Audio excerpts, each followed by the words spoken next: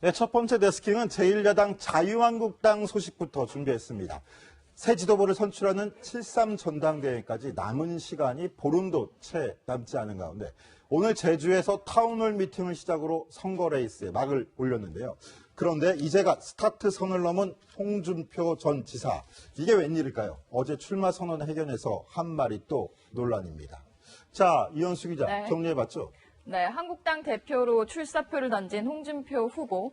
어제 출마 선언을 했는데 선언문은 준비했지만 평소의 스타일대로 기자들과 자연스럽게 문답을 주고받았습니다. 원래 공격적인 발언 화제가 되지만요. 어제 같은 경우는 사실상 막말을 난사했다 이런 혹평을 받았을 정도로 막말이 많이 나왔는데요.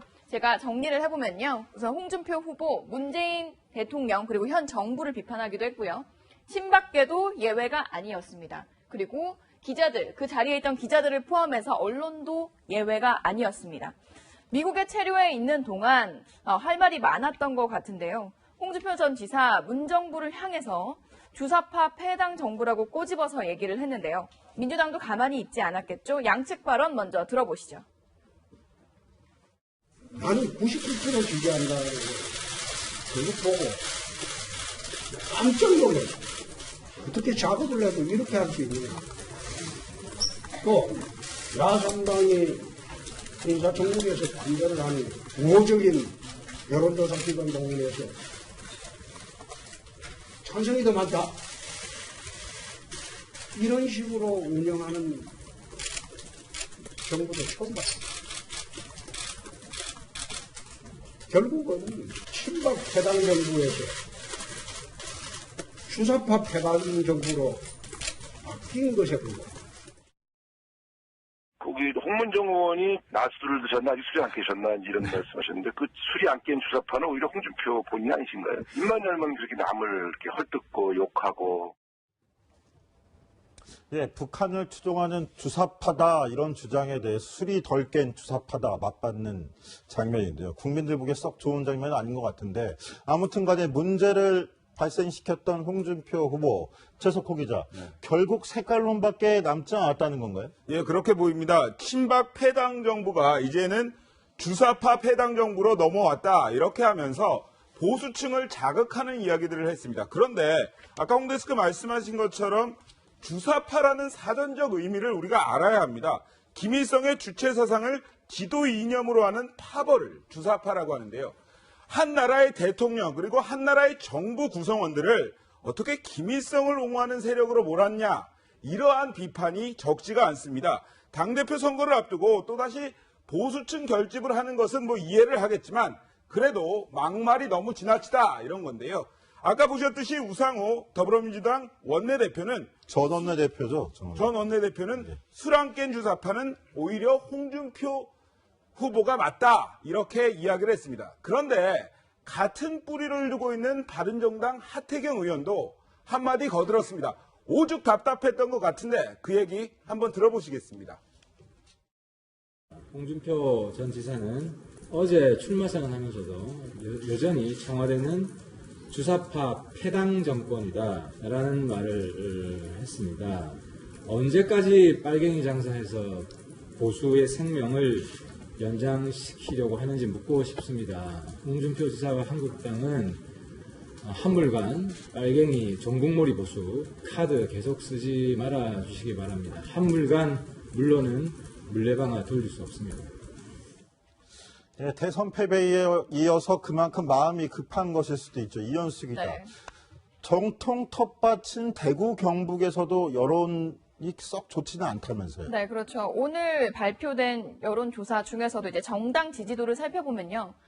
더불어민주당과 자유한국당을 비교해봤습니다. 자유한국당이 사실상 TK 지역이라고 하면 자유한국당의 텃밭 같은 지역인데요. 이 정치적 고향 같은 곳에서 이 더불어민주당 여당의 한 절반 정도밖에 기록을 하지 못했습니다. 홍 전 지사 이런 분위기 때문인지 더 마음이 급해진 건지 앞뒤 할 것 없이 이제 적이 많아지게 공격을 하는 모습이었는데요. 다음 공격 타깃으로 친박 세력을 꼽았습니다. 특히 어제 기자들과 차분하게 인터뷰를 하다가 갑자기 목소리를 높이는 부분이 있었는데요. 함께 들어보시죠. 연 합당할 놈이 있으면 나와보라고. 그럼 그렇게 이야기하는 그 사람은 왜 여태 내연 확장을 못했을까? 이 당을 망하게 했을까? 입이 100개 있어도 할 말이 없는 사람들이 어딜 감히 부러진 입이라고 함부로 그런 이야기를 아니 이 양반아 그 이야기하면 난 명예훼손으로 제소가 돼요. 내가 미국에서 바퀴벌레를 쓰면서 누가 반응하는가 내가 유심히 봤어. 반응 안 하면 아니지만 반응하면 스스로 자백하는 게 되잖아. 예, 오랜만에 생각나는 별명이 있는데요. 앵그리 홍. 또 이 면모를 보여준 건 아닌가 생각되는데 강병규 기자. 또 저 말 때문에 막말 논란으로 번졌죠, 지금. 예, 그렇습니다. 특히 어느 때보다 가장 목소리 높였던 부분이 외연 확장할 수 있겠냐라는 질문이었습니다. 그러니까 이제 뭐 외연 확장할 수 있는 사람 나와보라고 그래. 어디서 그런 함부로 말을 해. 라면서 친박계 의원들을 겨냥하는 얘기를 꺼냈는데요. 그런데 뭐 예전에 사실 대선 후보 때도 어떤 자신에 대해서 불리한 질문이 나오면 오히려 목소리를 높여서 이제 지지층을 끌어모았던 홍준표 후보의 그런 습관이 이번에도 잘 드러났는데 현장에 갔던 기자의 말에 따르면 뭐 저렇게 목소리도 높였다가 또 기자들 앞에서는 또 위트 있게 말을 또 던지기도 하고 근데 질문 있으면 손을 들고 좀 말을 해달라라고 하니까 기자들이 질문을 안 하고 있자 그럼 이제 끝난다 라면서 좀 약간 질문을 재촉하는 부분도 보이고 그러니까 예전 홍준표 후보 대선 후보 시절에 어떤 논란을 많이 낳았던 후보지 않았습니까? 그런 모습이 그대로 또 반영이 됐다고 현장 기자가 전해왔습니다. 홍준표 후보 특유의 화술이기도 한데요, 저 방식. 예, 그렇죠. 그런데 자 말을 듣자 하니까 홍 후보가 말한 입이 100개라도 할 말 없는 사람. 이 얘기 최석호 기자 듣게 누구 같습니까? 친박 아닐까요? 그렇겠죠. 친박? 당내에서 패당 세력이라고 지칭했던 친박계를 또 다시 타겟으로 삼은 것 같은데, 근데 홍준표 후보 지난 대선 후보 시절에는 당에 이제 친박계 없다, 우리 하나다 이렇게 선언을 했었잖아요. 예. 계속 말이 바뀌는 것 같아요. 그 코미디 대사 중에 아주 유행어 중에 이런 말이 있었습니다. 그때그때 달라요. 이런 얘기가 있었는데요. 정말 그때그때 다른 전략으로서 상대가 바뀔 때마다 새 전략을 짜고 나오는 것으로 보입니다. 대선 당시에는 상대가 누구였습니까? 문재인 대통령과 안철수 국민의당 후보였는데 그러니까 진보 중도 표를 무시하고 자기의 보수 세력들을 똘똘 뭉치게 하기 위해서 당시에는 친박 의원들, 그 징계를 받았던 친박 의원들의 징계까지 풀어준 사람이 바로 홍준표 전 경기지사였습니다. 하지만 지금 상대는 누구입니까? 당내에서 경쟁하고 있는 원유철, 신상진 의원 등입니다. 결국 친박이 물러나야 자신이 당대표로 선출됐다는 그러한 전략을 가지고 이제는 친박은 물러나고 비박 그리고 친홍만 모여서 우리가 함께 당권을 한번 잡아보자 이러한 전략을 꾸미고 있는 것으로 보이는데요. 이러한 이야기도 했습니다. 당내에서 외연 확장에 대한 우려도 있다 이러한 질문에요. 입이 100개라도 할 말 없는 사람들이 어딜 감히 뚫어진 입이라고 말을 하느냐 아주 막말이죠. 그런데 함께 후보로 뛰고 있는 원유철 의원은 이제 와서 친박을 공격하는 건 인간에 대한 예의가 더 이상 아니지 않냐 이러면서 홍준표 전 지사를 향해서 공세를 퍼붓습니다. 일리가 있을까요? 한번 들어보시죠. 본인이 그 선거에 필요하실 때는 친박을 활용하고 또 이제 당대표에 출마하시면서 또 친박을 희생양으로 삼아서 마치 먹잇감으로 삼아서 선거에 또 활용하는 것은 이거는 정치를 떠나서 인간적으로 도리가 아니라고 저는 보고 있습니다. 네, 지금 원유철 후보의 목소리가 들렸는데 원유철 후보가 홍 후보에 비해선 다소 친박과 가깝다라는 평가를 듣고 있는데요. 지금 이 시각도 제주도에서 비전 설명회를 열리고 있는데 홍 후보와 원유철 후보가 상당히 긴장감 있는 설전을 벌이고 있다고 합니다. 홍 후보가 어떤 이야기를 했냐면 원유철 후보가 대표로서 역량이 있는 것을 내가 발견하면 전당대회 전이라도 사퇴를 하겠다. 이 말은 사실상 원 후보를 자신의 경쟁자로 보지 않는다라는 이야기도 되고 내가 너의 대표 역량을 평가하겠다라는 이야기로도 들리는데요. 홍 후보 같은 경우는 지난 대선 때 사실 이번 대선 이기면 친박계는 없어지고 친홍계가 다 될 거다라는 발언을 했었습니다. 그런데 뭐 대선에서 패배해서 그런 이유도 있겠지만 친박계와 지금 사이가 많이 좋지 않은 상황이어서 향후 친박계가 어떻게 나오느냐가 이 전당대회의 관건이라고도 볼 수 있을 것 같습니다. 자, 이현수 기자, 그런데 궁금해서 말 나왔으니까 하나만 물어볼게요. 지금 자유한국당 그 포석을 보면 그 내부의 의석수를 보면은 친박계가 아직도 상당히 많고, 그렇죠. 많이 존재하죠. 친박 중진들도 유명한 중진들도 굉장히 많잖아요. 거물급들도 많은데, 근데 왜 이 사람들은 이번 전당대회에 하나도 출마를 안 한 겁니까? 홍준표 후보한테 상대가 안 된다고 평가를 하는 건지 자신들을 그렇게 평가하는 건지 그게 제일 궁금할 것 같아요. 그러니까 친박계 내부에서 사실상 뭐 홍준표 후보와 그렇게 사이가 나쁘진 않았습니다만 홍준표 후보가 미국에 가 있을 때 친박계를 바퀴벌레라고 지칭하는 SNS 때문에 사실상 친박계가 상당히 격앙된 분위기였다고 합니다. 그러나 친박계가 지금 박근혜 전 대통령 탄핵 이후에 대선까지 패배한 마당에 전면에 나설 수 없는 상황이기 때문에 뭐 그 전에는 친박계 내에서도 주자가 나와야 되는 거 아니냐, 뭐 여러 친박계 의원들이 물망에 올랐지만 실제로 지금 상황에서는 나서지 않는 게 좋겠다. 우선 지켜보자라는 분위기인 것 같습니다. 아니, 그런 분위기 자체가 그 박근혜 정부에서 잘못 정부를 보필한 여당, 특히 그중에서의 또 주류의 책임을 통감하고 있다는 얘기 아닌가요? 뭐 그러면? 그런 이야기도 되고요. 구여권이죠. 사실 이 책임을 통감하면서 지금 당내 분위기가 이렇습니다. 초재선 의원들이 뭔가 당이 지금 힘든 상황인데 휘어잡아줄 리더십은 필요한데 외연을 확장하고 청년층으로 지지층을 확대해야 되는데 여기에 홍준표 후보가 적절할까라는 의문을 갖고 있긴 하지만 대안이 없기 때문이거든요. 친박계 또한 지금 친박계가 전면에 나서면 또 한 번 당이 분열되는 양상을 보여줄 테고 지금 당이 이미지 쇄신을 해야 할 때 그런 걸 보여주면 안 된다. 좀 물러나 있자. 이런 분위기로 보여집니다. 그래서 제가 생각하기에 오늘의 데스킹 포인트를 잡고 싶은 건 바로 이런 친박의 고민을 좀 짚어줬으면 좋겠어요. 우리 시청자들이 갖고 있는 궁금증이기도 하지만 이게 지금 한국 정치의 현 주소를 보여주는 거 아니겠습니까? 네. 이 친박계가 어떤 선택을 하느냐에 따라서 또 우리 정치권이 거기에 대해서 풍란을 많이 겪을 수도 있을 문제인 것 같은데 그런 부분을 좀 짚어주는 리포트를 좀 만들어줬으면 좋겠고요. 네, 자, 알겠습니다. 이현숙이, 자, 이양 나온 말이니까 한 가지 더 여쭤보면, 자, 홍준표 후보, 다른 사람, 문재인 정부, 또 친박만 겨냥한 건 아니에요. 네, 그랬죠. 우리 언론인들도 겨냥했다는데 이게 또 무슨 이야기입니까? 네, 뭐 언론을 비롯해서 여론조사 업체 모두 다 사실 공격 대상이었는데요. 홍 전 지사가 사실 대선 때부터 뭐 특정 방송사를 없애겠다, 그리고 뭐 몇 개 채널을 폐지하겠다, 뭐 이런 말을 한 적도 있었는데요. 어제 출마 선언, 기자들과 문답을 하는 과정에서 이 언론에 대한 불만이 사실 여지없이 드러났습니다. 홍 후보의 간담회 모습 함께 보시죠. 그 질문 좀 조잡스럽게 대답하지 않겠다. 그건 대답하지 않겠습니다. 그건 대답하지 않겠습니다. 원유철 의원한테 물으시죠.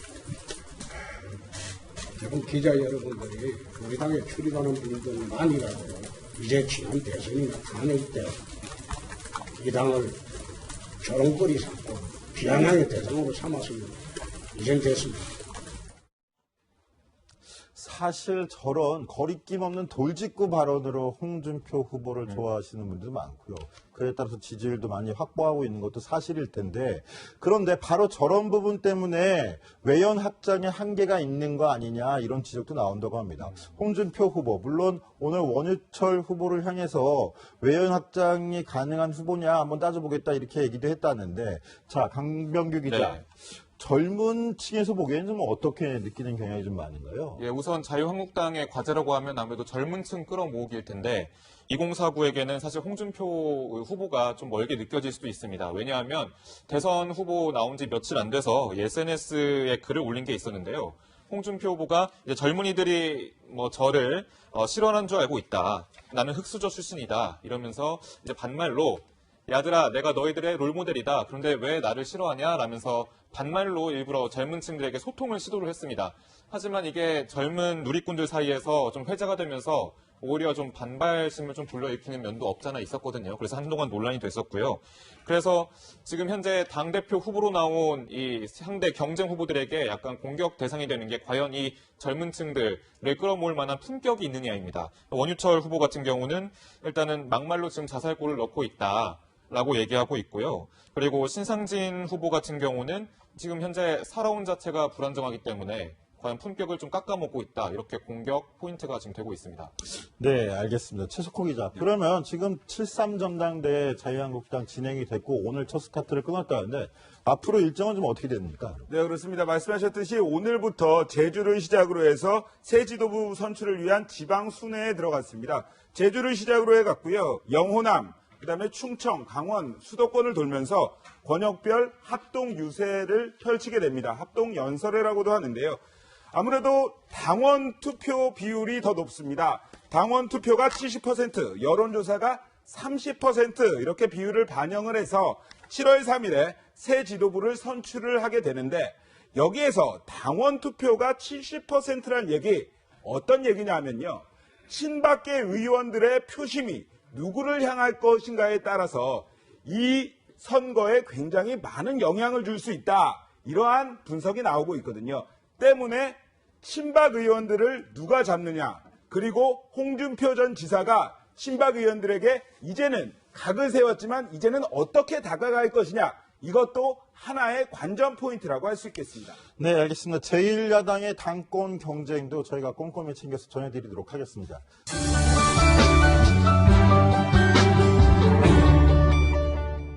김일성의 주체 사상을 지도 이념으로 하는 파벌을 주사파라고 하는데요.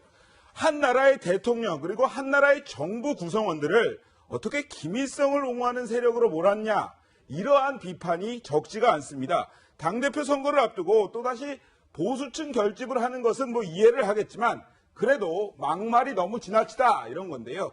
아까 보셨듯이 우상호 더불어민주당 원내대표는 전 원내대표죠. 전 원내대표는 술 안 깬 주사파는 오히려 홍준표 후보가 맞다 이렇게 이야기를 했습니다. 그런데 같은 뿌리를 두고 있는 바른정당 하태경 의원도 한마디 거들었습니다.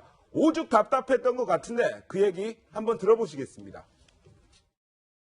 홍준표 전 지사는 어제 출마 선언하면서도 여전히 청와대는 주사파 패당 정권이다라는 말을 했습니다. 언제까지 빨갱이 장사해서 보수의 생명을 연장시키려고 하는지 묻고 싶습니다. 홍준표 지사와 한국당은 한물간 빨갱이 종북몰이 보수 카드 계속 쓰지 말아 주시기 바랍니다. 한물간 물론은 물레방아 돌릴 수 없습니다. 네, 대선 패배에 이어서 그만큼 마음이 급한 것이 깜짝 놀랐어요. 어떻게 작업을 해도 이렇게 할 수 있느냐. 또 야삼당이 인사청문회에서 반대를 하는 우호적인 여론조사 기관 동원해서 찬성이 더 많다. 이런 식으로 운영하는 정부도 처음 봤습니다. 결국은 친박 패당 정부에서 주사파 패당 정부로 바뀐 것에 불과합니다. 거기 홍문정 의원이 낮술을 드셨나 아직 술이 안 깨셨나 이런 말씀하셨는데 그 술이 안 깬 주사파는 오히려 홍준표 본인 아니신가요? 입만 열면 그렇게 남을 이렇게 헐뜯고 욕하고. 예, 북한을 추종하는 주사파다 이런 주장에 대해 술이 덜 깬 주사파다 맞받는 장면인데요. 국민들 보기에 썩 좋은 장면은 아닌 것 같은데 아무튼 간에 문제를 발생시켰던 홍준표 후보, 최석호 기자, 결국 색깔론밖에 남지 않았다는 건가요? 예, 그렇게 보입니다. 친박 패당 정부가 이제는 주사파 패당 정부로 넘어왔다 이렇게 하면서 보수층을 자극하는 이야기들을 했습니다. 그런데 아까 홍 데스크 말씀하신 것처럼 주사파라는 사전적 의미를 우리가 알아야 합니다. 네, 첫 번째 데스킹은 제1야당 자유한국당 소식부터 준비했습니다. 새 지도부를 선출하는 7.3 전당대회까지 남은 시간이 보름도 채 남지 않은 가운데 오늘 제주에서 타운홀 미팅을 시작으로 선거 레이스에 막을 올렸는데요. 그런데 이제가 스타트 선을 넘은 홍준표 전 지사. 이게 웬일일까요? 어제 출마 선언 회견에서 한 말이 또 논란입니다. 자, 이현수 기자 네. 정리해봤죠? 네, 한국당 대표로 출사표를 던진 홍준표 후보. 어제 출마 선언을 했는데 선언문은 준비했지만 평소의 스타일대로 기자들과 자연스럽게 문답을 주고받았습니다. 원래 공격적인 발언 화제가 되지만요. 어제 같은 경우는 사실상 막말을 난사했다 이런 혹평을 받았을 정도로 막말이 많이 나왔는데요. 제가 정리를 해보면요. 우선 홍준표 후보 문재인 대통령 그리고 현 정부를 비판하기도 했고요. 친박계도 예외가 아니었습니다. 그리고 기자들, 그 자리에 있던 기자들을 포함해서 언론도 예외가 아니었습니다. 미국에 체류해 있는 동안 할 말이 많았던 것 같은데요. 홍준표 전 지사 문정부를 향해서 주사파 패당 정부라고 꼬집어서 얘기를 했는데요. 민주당도 가만히 있지 않았겠죠? 양측 발언 먼저 들어보시죠. 나는 99% 지지한다. 그거 보고. 예, 오랜만에 생각나는 별명이 있는데요. 앵그리 홍. 또 이 면모를 보여준 건 아닌가 생각되는데 강병규 기자. 또 저 말 때문에 막말 논란으로 번졌죠, 지금. 예, 그렇습니다. 특히 어느 때보다 가장 목소리 높였던 부분이 외연 확장할 수 있겠냐라는 질문이었습니다. 그러니까 이제 뭐 외연 확장할 수 있는 사람 나와보라고 그래. 어디서 그런 함부로 말을 해라면서 친박계 의원들을 겨냥하는 얘기를 꺼냈는데요. 그런데 뭐 예전에 사실 대선 후보 때도 어떤 자신에 대해서 불리한 질문이 나오면 오히려 목소리를 높여서 이제 지지층을 끌어모았던 홍준표 후보의 그런 습관이 이번에도 잘 드러났는데 현장에 갔던 기자의 말에 따르면 뭐 저렇게 목소리도 높였다가 또 기자들 앞에서는 또 위트 있게 말을 또 던지기도 하고 근데 질문 있으면 손을 들고 좀 말을 해달라라고 하니까 기자들이 질문을 안 하고 있자 그럼 이제 끝난다 라면서 좀 약간 질문을 재촉하는 부분도 보이고 그러니까 예전 홍준표 후보 대선 후보 시절에 어떤 논란을 많이 낳았던 후보지 않았습니까? 그런 모습이 그대로 또 반영이 됐다고 현장 기자가 전해왔습니다. 홍준표 후보 특유의 화술이기도 한데요, 저 방식. 예, 그렇죠. 그런데 자 말을 듣자 하니까 홍 후보가 말한 입이 100개라도 할 말 없는 사람. 이 얘기 최석호 기자 듣게 누구 같습니까? 친박 아닐까요? 그렇겠죠. 친박? 당내일 수도 있죠. 이현수 기자. 네. 정통 텃밭인 대구 경북에서도 여론이 썩 좋지는 않다면서요. 네, 그렇죠. 오늘 발표된 여론조사 중에서도 이제 정당 지지도를 살펴보면요. 더불어민주당과 자유한국당을 비교해봤습니다. 자유한국당이 사실상 TK 지역이라고 하면 자유한국당의 텃밭 같은 지역인데요. 이 정치적 고향 같은 곳에서 이 더불어민주당 여당의 한 절반 정도밖에 기록을 하지 못했습니다. 홍 전 지사 이런 분위기 때문인지 더 마음이 급해진 건지 앞뒤 할 것 없이 이제 적이 많아지게 공격을 하는 모습이었는데요. 다음 공격 타깃으로 친박 세력을 꼽았습니다. 특히 어제 기자들과 차분하게 인터뷰를 하다가 갑자기 목소리를 높이는 부분이 있었는데요. 함께 들어보시죠. 연 확장할 놈이 있으면 나와보라고. 그럼 그렇게 이야기하는 그 사람은 왜 여태 내연 확장을 못했을까? 이 당을 망하게 했을까? 입이 100개 있어도 할 말이 없는 사람들이 어딜 감히 부러진 입이라고 함부로 그런 이야기를 아니 이 양반아 그 이야기하면 난 명예훼손으로 제소가 돼요. 내가 미국에서 바퀴벌레를 쓰면서 누가 반응하는가 내가 유심히 봤어. 반응 안 하면 아니지만 반응하면 스스로 자백하는 게 되잖아.